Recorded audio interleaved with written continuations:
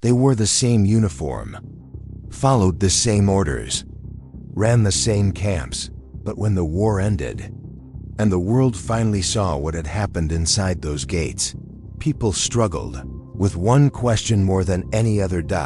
How do you judge a woman who chose to become a monster? Not a woman who was forced, not a woman who looked away, but a woman who volunteered, who applied for the job, who showed up on day one, learned the system, and then, in many documented cases, went further than the system required. What happened to those women when the Allied forces arrived is one of the most disturbing, most debated, and most deliberately forgotten chapters of the entire Second World War. And it starts not at a courtroom, not at a gallows, but at the gates of Bergen-Belsen. April 1945, and the smell that hit British soldiers from half a mile away when British forces liberated Bergen-Belsen concentration camp on April 15, 1945. They were prepared, or thought they were, for what they might find. They were not prepared. 60,000 living prisoners, 13,000 unburied corpses, typhus spreading through the camp like wildfire, children who weighed less than 20 kilograms, adults who had forgotten what it felt like to be spoken to like human beings. The soldiers who walked through those gates that day, hardened combat veterans, men who had fought from Normandy to northern Germany, broke down.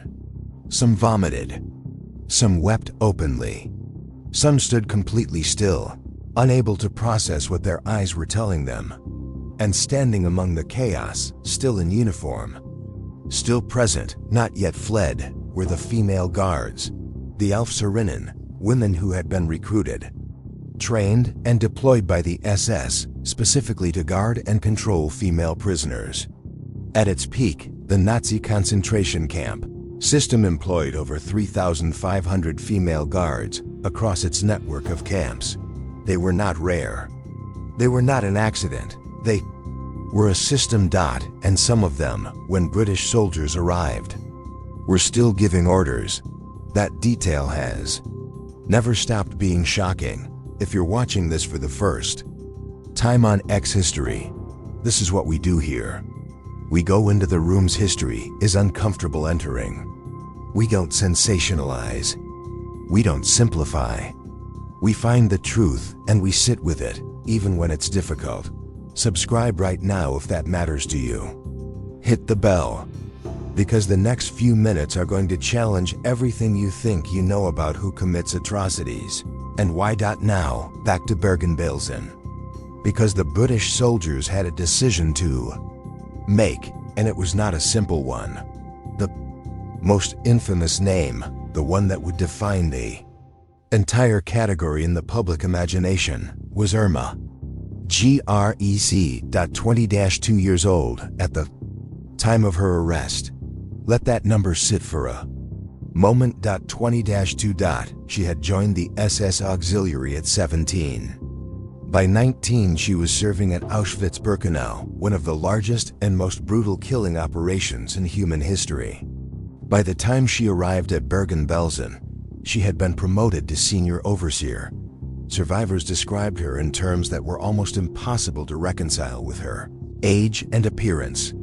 She was physically striking, blonde, tall, composed. She carried a plated whip. She kept 2 starved dogs that she used on prisoners. She made selections, pointing left or right, deciding who went to the gas chambers, with the casual efficiency of someone doing administrative paperwork. She did not appear to struggle with any of it. But Irma Grese was not alone. Alongside her stood women like Elisabeth, Volkenrath, the chief overseer at Bergen-Belsen, who had built her career methodically through the camp system, rising through ranks the way any ambitious professional might, and Juana Bormann, small, quiet, unremarkable in appearance, who survivors called the woman with the dogs, because she used her dog to maul prisoners to death, and reportedly watched with visible pleasure. These were not women driven by ideology they barely understood. These were women who had chosen this, who had stayed, who had, in documented testimony after documented testimony, gone beyond what was required of them. The question of why would consume psychologists, historians, and courts for decades. But in April 1945, the British Army wasn't asking why. Yet, they were collecting names, building cases, and preparing for something that had never quite happened before in modern legal history: the prosecution of women for war crimes on this scale. What happened inside that courtroom in Lüneburg would set precedents that still echo through international law today. And it would begin with a trial that the entire world was watching. September 17th, 1945, Lüneburg, Germany. A small courtroom, wooden benches packed with journalists from every major newspaper in the world, military judges in uniform, translators working in real time, and 45 defendants, men and women, seated together, facing charges that had barely existed in legal language before this moment: war crimes, crimes against humanity. The Belsen Trial, as it came to be known, was not Nuremberg. It didn't have the same scale, the same famous names, the same cinematic weight. But in many ways, it was more raw, more immediate. Because the witnesses walking into that courtroom had been inside Bergen-Belsen just months earlier. They were still recovering, physically, psychologically. Some of them had to be helped to the witness stand. And across the room, the defendants watched them with expressions that survivors described in remarkably consistent terms: boredom, mild irritation, occasional contempt, almost no remorse. Irma Grese walked into that courtroom and did something that stunned observers. She smiled, not nervously, not apologetically. She smiled the way someone smiles when they find a situation mildly amusing. And she maintained a composure throughout the proceedings that prosecutors, judges, and journalists all noted independently. She denied the worst accusations, admitted to some physical punishments, framing them as within regulations, claimed she had no control over selections, presented herself as a young woman following orders inside a system she did not design. It was a calculated defense. And it almost worked, in the sense that it forced the prosecution to bring witness after witness to dismantle it. Survivor after survivor took the stand. Woman who had watched Grese shoot a prisoner who had fallen during roll call, not because the prisoner posed any threat, but because she was slowing things down. Former prisoner who described being beaten by Grese so severely she lost consciousness, and waking up to find Grese had moved on to someone else, completely indifferent. A teenage girl who testified that Grese had specifically targeted younger prisoners, that there was something in her behavior that went beyond enforcement, something that looked unmistakably like enjoyment. The courtroom grew quieter with every testimony, while Grese captured the headlines. Elisabeth Volkenrath's trial revealed something arguably more disturbing: that she was not sadistic in the theatrical way Grese was. She was methodical, bureaucratic. She ran Bergen-Belsen's female section the way a middle manager runs a department, efficiently, without apparent emotional engagement, making decisions that resulted in deaths the way another administrator might approve budget cuts. Her defense was essentially, "I was doing my job." The court's response to that defense, and the precedent it set for the concept of following orders as legal protection, would echo directly into the frameworks used at Nuremberg and in international law for generations afterward. Juana Bormann offered yet another variation, quiet, seemingly unremarkable. Her defense was partial denial. She admitted presence, admitted some actions, denied the most extreme accounts. Survivor testimony demolished it. 3 women, 3 completely different personalities, 3 different relationships to the violence they had participated in. And the court was now tasked with something unprecedented, deciding not just guilt, but degrees of guilt. In crimes that had no proper legal precedent at the scale they were being judged. November 17, 1945. The verdicts came. Irma Grese, guilty. Death by hanging. Elisabeth Volkenrath, guilty. Death by hanging. Juana Bormann, guilty. Death by hanging. 8 other defendants also received death sentences that day, the majority of them male guards. But it was the sentences on the women that stopped the room, because in 1945, executing women was not something British military courts did routinely. It was not something that felt, to many people watching, like it fit within the normal boundaries of how justice operated. There were appeals for clemency from unexpected places, from people who had no sympathy for what these women had done, but who felt instinctively that something different should apply. The appeals were rejected, every single one. The court's position was precise and deliberate. Gender was not a mitigating factor in crimes of this nature. The women had not been coerced. They had not been conscripted. They had applied. They had served voluntarily. They had, in documented cases, exceeded what was required of them. Justice, the court said, did not have a different weight depending on who was holding the scales. The executions were scheduled, and the man chosen to carry them out was Albert Pierrepoint, Britain's chief executioner. A man who had already hanged hundreds of convicted criminals across his career. He would later say that the Belsen executions were unlike anything else he had ever been asked to do. Not because of the number, not because of the gender, but because of what happened in those final moments inside the execution chamber, when he came face to face with Irma Grese. What she said, how she stood, what expression she wore. It stayed with him for the rest of his life. Hameln prison, northern Germany. A cold, gray morning. The kind of morning that feels deliberately quiet, as if the world itself is holding its breath. Inside the prison, 13 people were scheduled to die that day. 10 men, 3 women. All convicted at the Belsen Trial. All sentenced by a military court that had weighed the evidence, heard the survivors, and reached the same conclusion for each of them. Albert Pierrepoint had arrived the night before. He had inspected the gallows, measured the drops, each one calculated precisely based on the weight and height of the condemned, the way professional executioners were trained to do. Too short and death was slow. Too long and decapitation occurred. The mathematics of execution were, in Pierrepoint's world, a form of clinical mercy. He had done this hundreds of times. He told himself this morning would be no different. He was wrong. The executions began with Juana. Bormann, small, quiet, the same unremarkable presence she had maintained throughout the trial.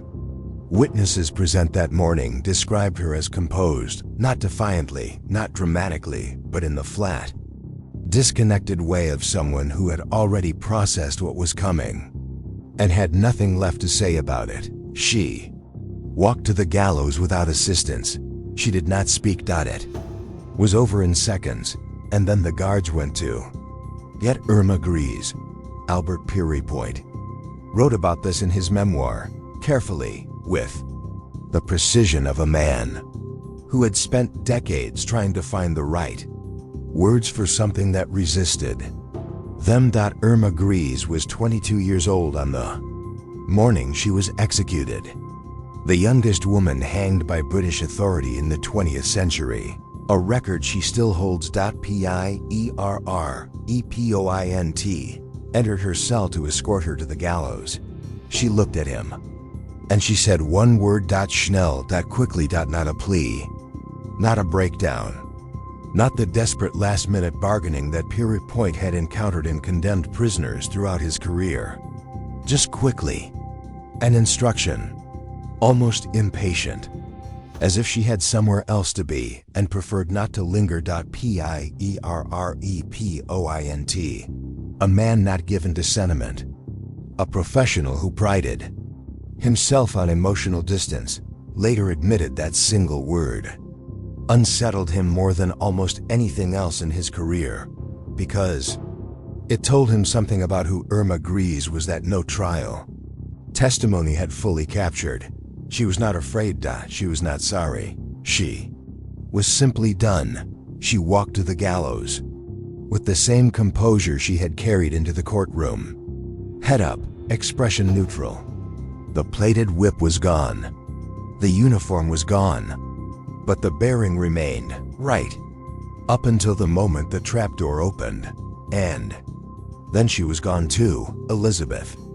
Volkenrath was the final woman executed that morning. If Bormann had been quiet and Grese had been composed, Volkenrath was something in between, present, aware, moving through the process with the same bureaucratic efficiency she had apparently brought to everything else in her life. No dramatic final statement, no collapse, no moment of visible reckoning, just the same woman who had run Bergen-Belsen's female section like a department, walking through her final procedure with the same blank professionalism, purée point, completed all 13 executions that morning. In under an hour, he returned to England, resumed his career, hanged hundreds more convicted criminals over the following years, but he kept returning to Hameln in his writing, in his interviews, in the quiet moments between cases, specifically to Irma Grese, specifically to that one. Word schnell. The Belsen Trial established something that international law has built on ever since. Gender is not a shield. Following orders is not a defense. Voluntary participation in a system of atrocity, regardless of rank, regardless of sex, regardless of age, carries full moral and legal weight. These principles, sharpened at Lüneburg in 1945, fed directly into the frameworks used at Nuremberg. They fed into the Geneva Conventions. They fed into the international criminal tribunals established after Rwanda, after Bosnia. After every subsequent atrocity the modern world has been forced to confront, the women of Bergen-Belsen were not footnotes. They were a case study that rewrote the rules. But here's the question that historians and psychologists have never fully stopped arguing about. Were Irma Grese, Elisabeth Volkenrath, and Juana Bormann extraordinary monsters, rare aberrations in human behavior? Or were they ordinary people who were placed inside an extraordinary system and made choices that the system made easier, but never made inevitable? Because survivor testimony is consistent on one point that gets overlooked in the dramatic retelling. Not all female guards behaved the same way. Some documented, named, remembered by survivors, showed quiet acts of humanity inside the camps. Looked the other way at the right moment. Passed an extra piece of bread. Chose not to report something they could have reported. They were inside the same system, wearing the same uniform, following the same chain of command, and they made different choices. That fact does not comfort us. It is not supposed to it is supposed to remind us that the system alone was never the whole explanation. Choices were always there, and the people who made the worst ones made them. Anyway, Hameln prison was demolished in 1950. The gallows were taken down. The records were filed. The world moved on to its next crisis, its next war, its next set of impossible questions about human nature. But the names remain. The testimony remains. The single word, schnell, remains, preserved in a dead man's memoir. Still echoing. If this video made you feel something complicated, good. History should. The moment it stops being complicated is the moment we've stopped paying attention. X history exists for the people who want to pay attention. Subscribe if you're one of them. Share this with someone who takes the past seriously. And drop a comment, because I want to know what you think. Was justice served at Hameln? Or is justice always, in the end, insufficient for crimes of this scale? Think about it. I'll see you in the next one.